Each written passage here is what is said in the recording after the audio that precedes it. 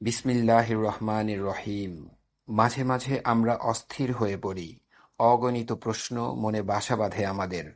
আল্লাহর ওপর ঈমান এনে তাঁর হুকুম মেনে ইবাদত করে অসংখ্য পথ থাকার পরও তাঁরই ভয়ে হকের পথে থেকে সাধারণ জীবন যাপন করে যাচ্ছি।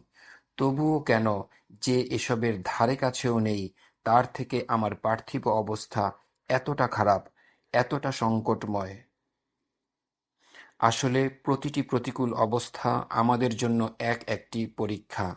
পবিত্র কুরআনে আল্লাহ পাক ইরশাদ করেন, মানুষ কি মনে করে যে আমরা ঈমান এনেছি এ কথা বলেই তারা ছাড় পেয়ে যাবে, অথচ তাদের কোনো পরীক্ষা করা হবে না?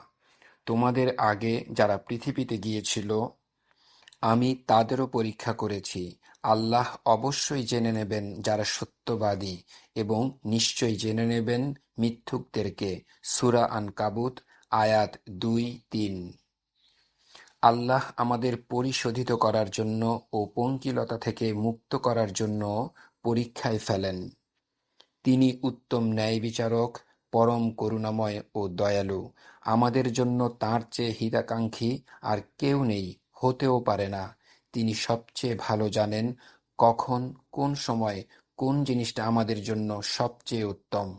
তাই আমাদের পরীক্ষার নেপথ্যেও আল্লাহর প্রজ্ঞা রয়েছে।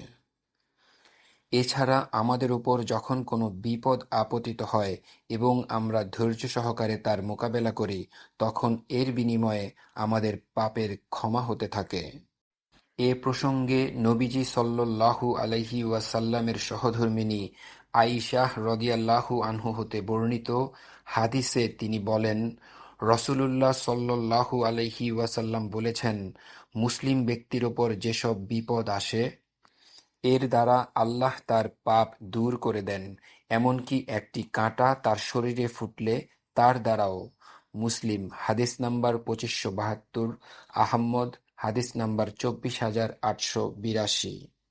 তাই যে কোনো পরীক্ষা যা বিপদ আকারে আসে তাকে আল্লাহর পক্ষ থেকে শাস্তি হিসেবে গণ্য করা উচিত নয়, বরং এভাবে ভাবা উচিত, আল্লাহ হয়তো এই বিপদের মাধ্যমে বড় কোনো বিপদ থেকে আমাকে রক্ষার পরিকল্পনা করেছেন। আমাদের পার্থিব কষ্ট যত দীর্ঘই হোক, সর্বাবস্থায় মহান রবের প্রতি আমাদের বিশ্বাস অটুট থাকুক। ঈমানের জ্যোতিতে জ্যোতির্ময় হোক আমাদের অন্তর।